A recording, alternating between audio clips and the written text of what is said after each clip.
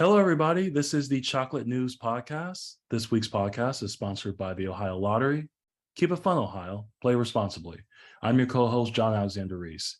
And if you didn't know, the Cincinnati Herald has been around since 1955 and is the leading African-American owned newspaper in the greater Cincinnati area and Northern Kentucky area. And today we have with us our digital correspondent, Andria Carter. How's it going, Andria? It's going great, John. How are you doing? I am doing fantastic.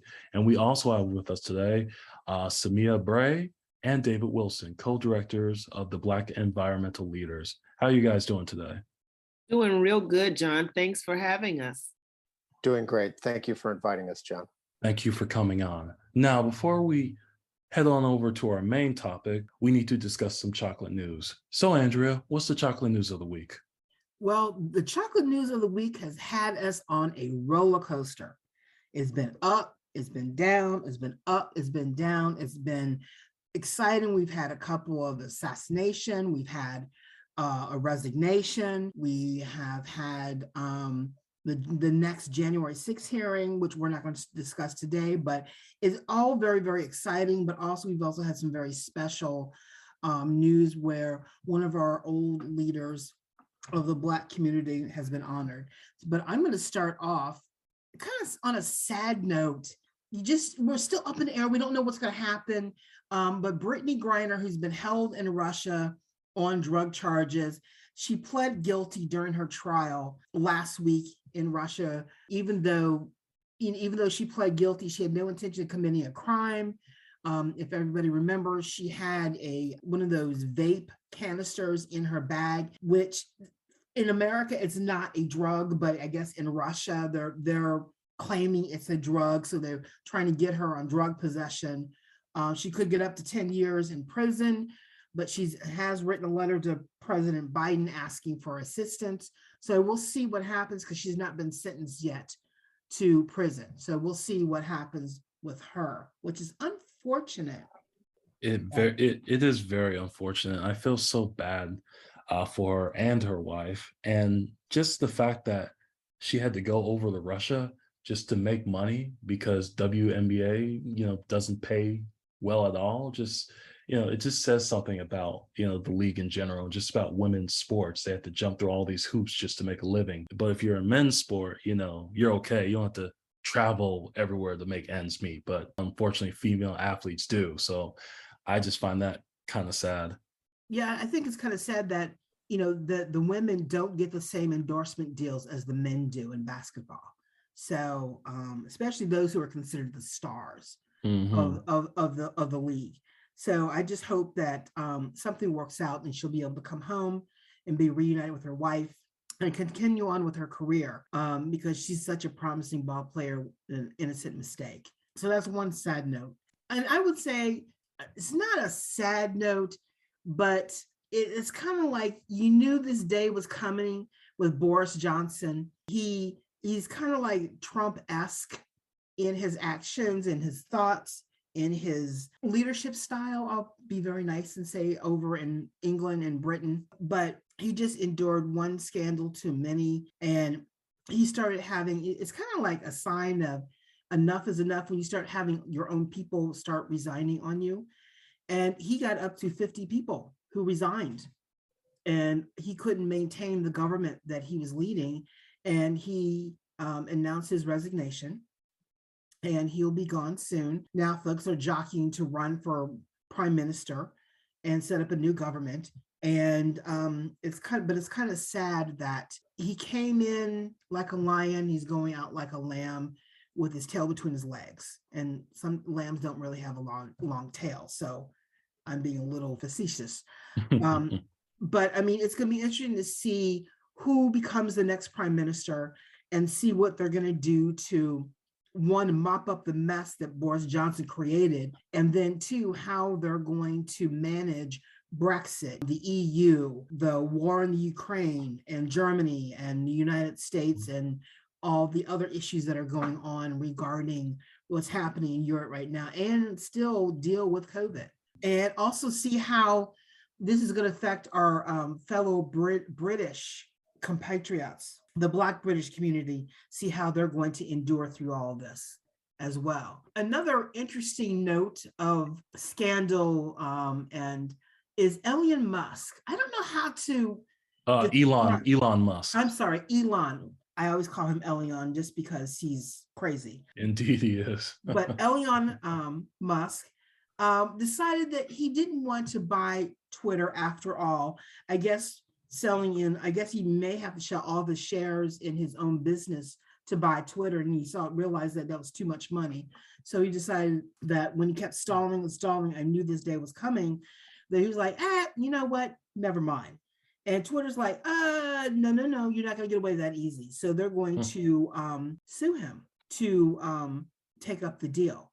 So it's going to be interesting to see because the Twitter stock took a hit. Yeah. I believe the Tesla stock also took a hit as well. And Musk has tweeted a number of things about the deal and walking away. And he even spoke to the staff at Twitter to talk about policies and things like that.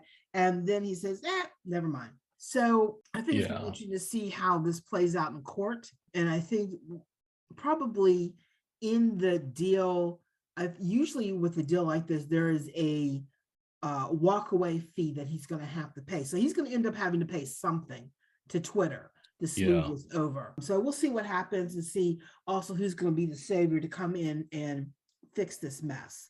And our final very special chocolate news of the moment is the newest statue that was installed today, actually, on honoring Mary McLeod Bethune. She is a very well-known civil rights leader and a trailblazing educator. She became the first Black person elevated by a state for recognition in the nation's capital statutory hall. And the Florida commissioned the project after there was a grassroots campaign that began after, grassroots campaign to remove Edmund Kirby Smith, who was one of the last Confederate generals to surrender after the Civil War. And instead, Bethune is now, her statue is going to be joining those in the statutory hall, which I think is fantastic. She is, she's known for starting Bethune-Cookman College, if anyone's trying to remember who she is. Which is a fabulous college, by the way. I visited that college a few years ago, and I was just amazed. It's like, wow, this is a great university. I wish I could have attended this. You know what? I need to go to, the next time I'm in Florida visiting my father, I'm going to have to see, because Daytona Beach is not that far from West Palm Beach. I think it's like an hour or two away. Yeah. And it would be, I want to go and see the campus. And, it's a great HBCU. Oh, yeah. You forget it's there in Florida because you don't hear it mentioned all the time.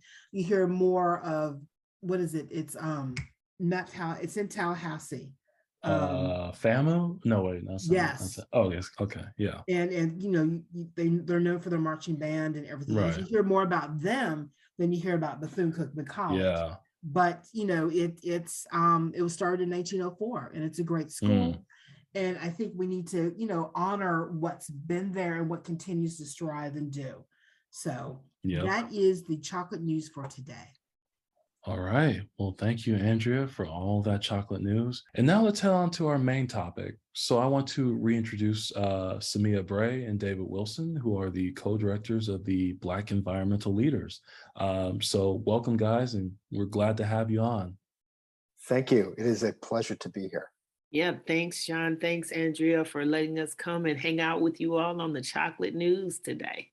No problem. Now, we've had you guys on before, but just give us a little refresher for new listeners on what the Black Environmental Leaders are. Sure. So Black Environmental Leaders Association, and we like to say association, make sure we put that part on the end because it is through the association that the power and the strength of our work really has its full force. So we are aligned as stewards of the natural and the built environment. We work collectively across the state of Ohio to provide a forum for community environmental education, which serves as a basis for deeper understanding and commitment to our land, to the water, to air, to transportation and energy issues that impact our bottom line as Black people through the lens of health, diversity, inclusion, and equity. And so that's an overview of the work that we do. And there's lots of projects and collaborations and partnerships that we'll talk a little bit more about during our time today. It is so excellent to have you guys on. So what will you guys be talking about today?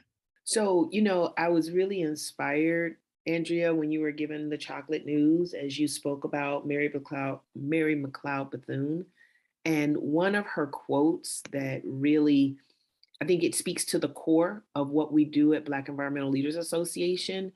She wrote, and she said, "We have a powerful potential in our youth, and we must have the courage to change old ideas and practices so that we may direct their power toward good ends." And so one of the key pieces about what we're going to talk about today is our Black Landscapes Matter series that is also linked to intergenerational leadership. So during our time today, we're going to talk about our Black Landscapes Matter series that we just launched in 2022, and we wrapped up for this season. And so we're very excited to share about that series. And I'm going to ask David if maybe you could start us out by talking about the Black Landscapes Matter series that actually happened in Cincinnati or near Cincinnati. Yes, and that was really the inspiration behind this series that we affectionately call Black Landscapes Matter, because really at the core of what the Black Environmental Leaders Association does, and what SeMia so laid out so really well, is that our value proposition as an association is rooted around this notion of AI square, which is advocate, incubate, and inform.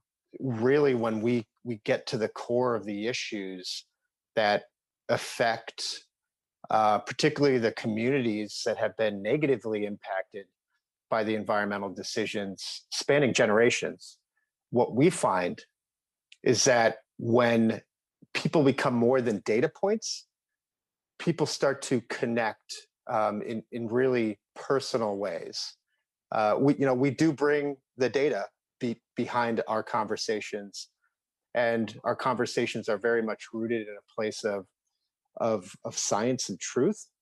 But also, when people bring their lived experience into the conversation, it changes the texture, the tenor of the discussion. And so we started this series, the Black Landscapes Matter series, a little over a year ago. In our very first discussion was in the town of Lincoln Heights, just right outside of Cleveland, around a gun range. And we heard from leaders in the Lincoln Heights community, the Heights movement. We heard from Carlton. We heard from we heard from just so many great leaders in that community around decisions that were made 70 years ago still impact the community today. And so while the conversations have been somewhat unique to the various cities and towns across Ohio that we've been hosting these discussions, which have included Cincinnati, as I mentioned, Lincoln Heights, Middletown, right outside Cincinnati, and a chemical plant there, Columbus, Dayton, Cleveland, Youngstown, Lima, Toledo, Sandusky. What we are finding is that there are leaders in every one of those communities that can speak with authority and that are represented within every shade of humanity in this discussion that has become known as environmental justice. So really, really excited to uplift those conversations that are happening across Ohio, and really just really happy to talk a little bit more about that in our discussion today. I would say with Lincoln Heights is a very unique situation because they are landlocked. They've had some land taken away from them over the years, but the police range has been an issue that they've been trying to address for decades. And what was the most important comments made during your series about the police range, the gun range, I should say?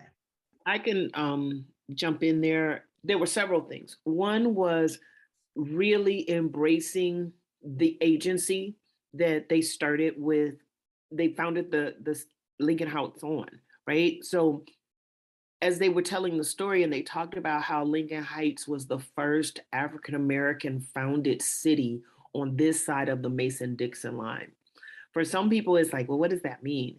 That means at a time when sharecropping and, slavery still was very much in the mindsets of our entire United States, the people of good strength, character, and courage founded Lincoln Heights in the middle of all of that. And even with that, a year later, a gun range was built just on the outside of their corporation line.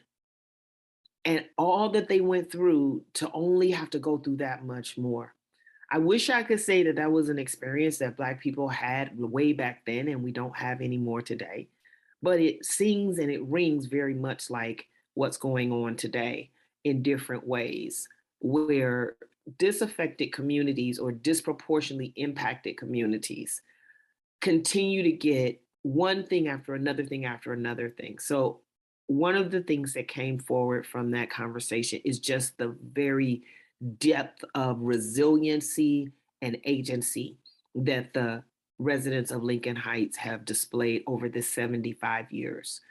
The other piece that really stood out for me is the notion that in understanding that, they stepped into not just advocacy, but political office. Because they understood in order to really make that transformation, they were going to have members within that community actually step into political offices so that they could be the decision makers who are really impacting that transformation. And then the last thing that I wanted to lift up that came out of that conversation was the unrelenting resiliency that says, no matter what, we will continue to fight.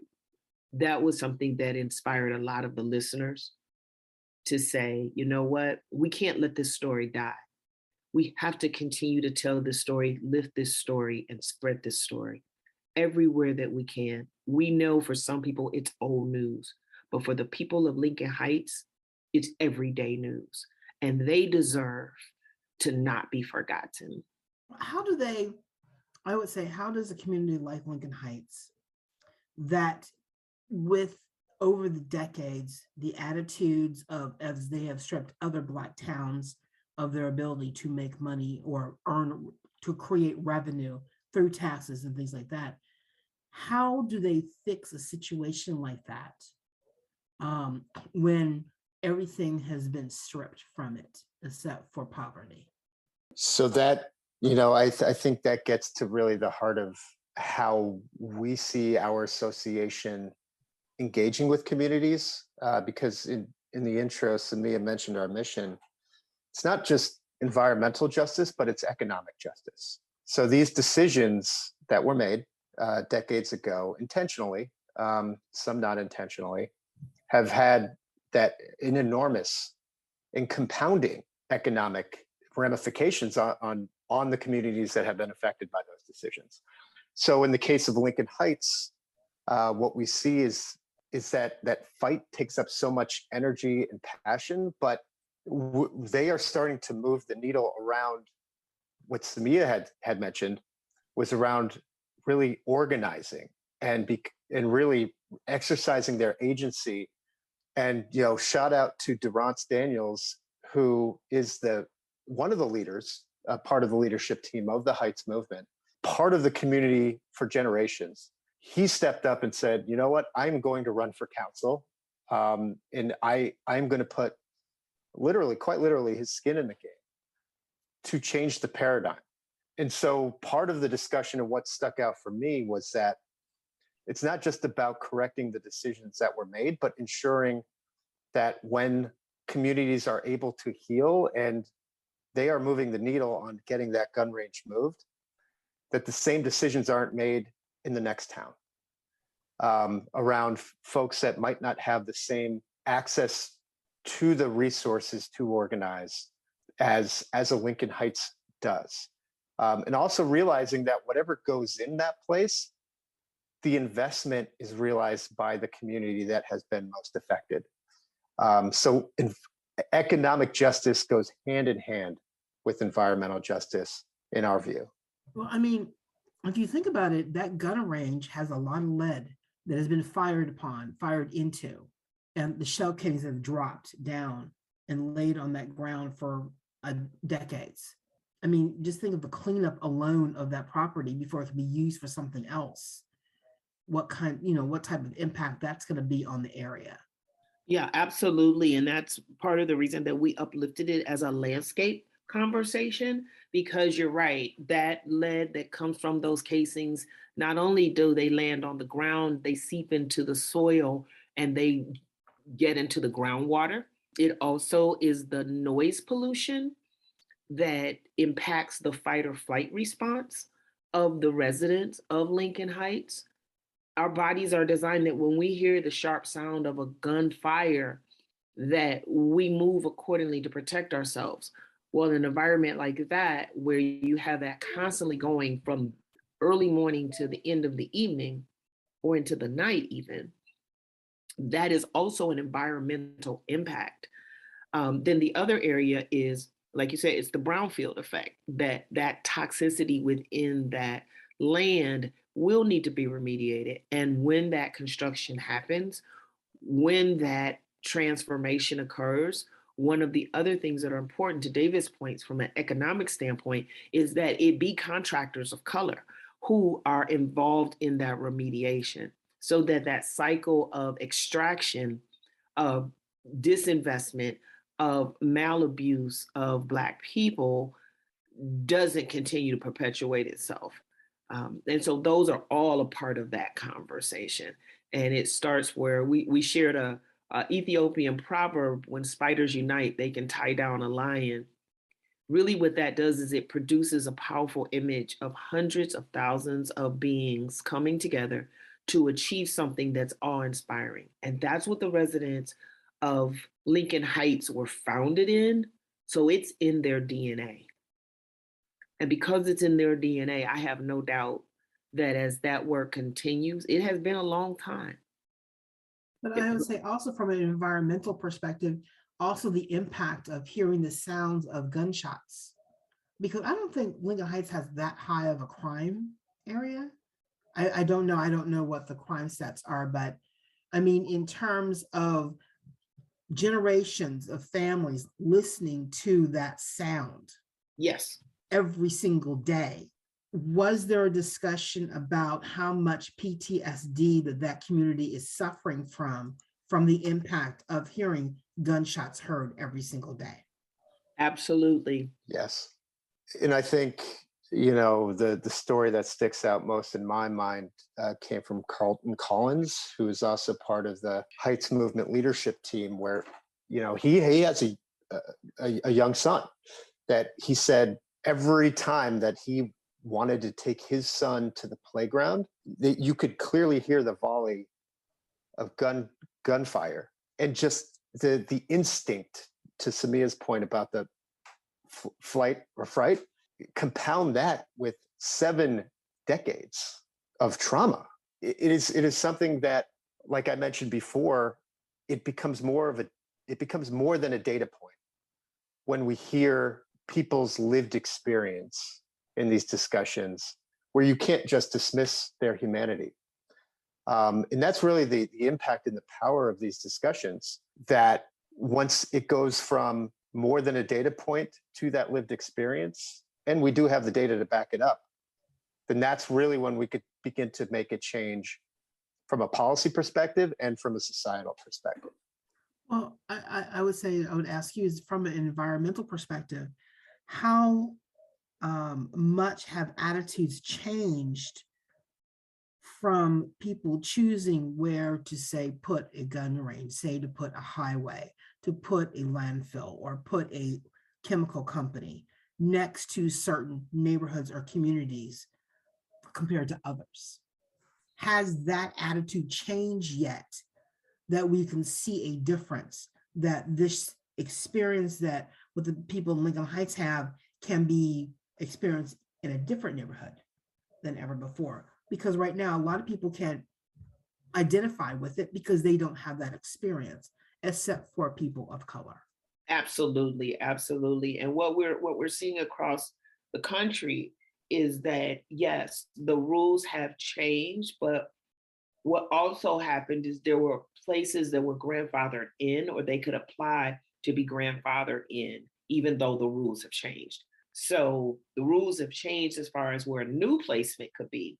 But for those who have already been in place, there's those legacy policies that still remain in place. And so that's where the advocacy work happens as well, is to say, let's close up those loopholes. That if it's not okay for the new, it shouldn't be okay to grandfather it in for the old. Well, what should, so for our listeners here, what do we need to do to help be advocates for those in Lincoln Heights and for others who have been affected by these decades-old policies to make a change? What should we do? So there's a couple things that come to mind. One, first and foremost, is respect the people of Lincoln Heights to be the best ones to give you that information. So I would say reach out to the Heights movement and ask them, how can we be of support? Do you need us to do a campaign with you? Do you need a donation? Could you use volunteers? Let them be the ones that give you that information. So often we have organizations that want to helicopter in and say, oh, well, we need to help the poor people, right? We need to do something for them. Black Environmental Leaders Association is not one of those places. We say, if you want to help someone, ask them where they need help at, and then do that, what they ask you, right? Because sometimes people play that game. It's like, oh, let me help you, but they already know what they want to do. And it's like, no, if that's what you're thinking about doing, we're going to ask you to just stay at home. But if you truly want to be impactful with the Heights movement and the people of Lincoln Heights as they move through this fight that they are continuing to have, ask them. Reach out to the Heights movement, talk to them, find out what it is that they need, and then be willing and humble to be able to assist them in that regard. Okay. Because I mean, there are so many issues that you can help them with, but what is the priority of, do they need more advocates who are environmental conscious? Do you need advocates who are political? Do you need advocates who are corporate? That's, I think that's what I was thinking of in terms of, even if it's not Lincoln Heights, as a, common working guy, where this may hit a nerve and you know what, I want to do more to help our environment. Where should they go to say, I want to do more to help our environment so we can improve the quality of life in our neighborhoods? For that, I would say we'd be happy to have that conversation with that, average guy or lady who is saying, hey, there's some things that I'm concerned about with the environment. As we talked about earlier, Black Environmental Leaders Association, we focus on all aspects of the built and natural environment because unfortunately, Black people are impacted disproportionately in a negative way by all areas of the environment. And so, we don't have the luxury of just looking at one area. We have to look at it all. And there's plenty of work and plenty of advocacy and plenty of engagement to be had. And to piggyback off of that, really what this series, the Black Landscapes Matter series, and we also launched in the beginning of the year a brand new series called Ohio Voices Informing Energy Choices, which is based on what we have been seeing statewide and the negative impacts of a scandal that rocked the State House a couple years ago involving a $50 million plus bribery scheme that just enriched a select few at the expense of many.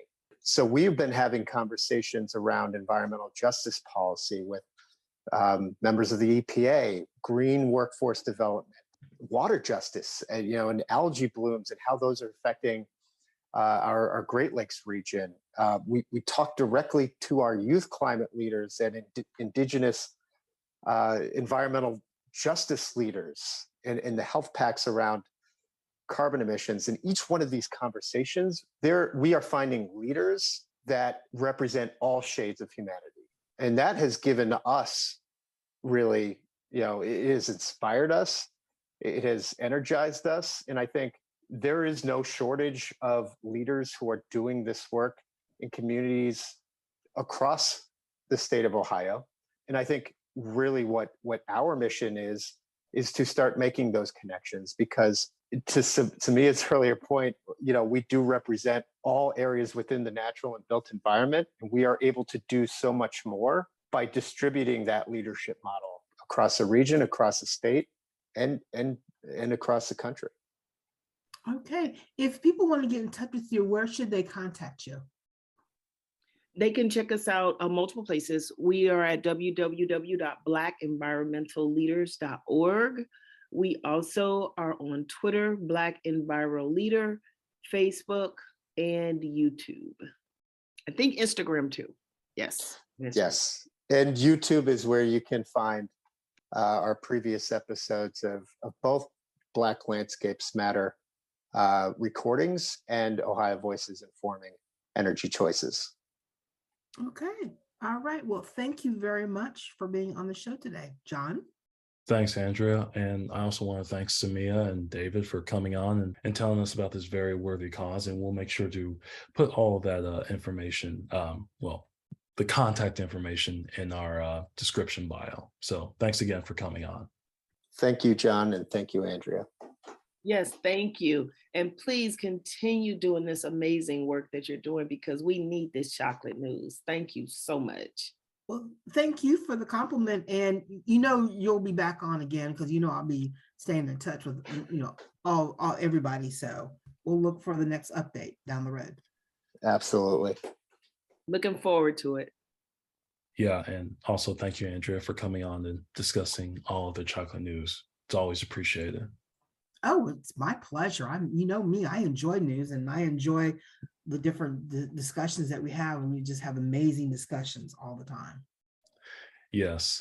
And you can find more information about today's topics and past podcast episodes at www.thecincinnatiherald.com, the SESH newsletter, or on our social media. Remember, we're on Facebook, Twitter, Pinterest, Instagram, and LinkedIn. And make sure to subscribe to our podcast on your favorite podcast app. Our podcast is on Apple, Spotify, TuneIn Radio, Amazon, YouTube, and Google Podcasts. And make sure to tune in for next week's episode. It will be our 80th episode, and we'll have an all-star guest lineup featuring Dr. Benjamin Chavis, president of the NNPA, Christy Coons, president/CEO of the Urban League, Iris Rowley, project manager of the Black United Front, and Reverend Ennis Tate of the Church of the Living God. And once again, I want to give a shout out to the Ohio Lottery for sponsoring this episode. Keep it fun, Ohio. Play responsibly. I'm John Alexander Reese, and have a good day.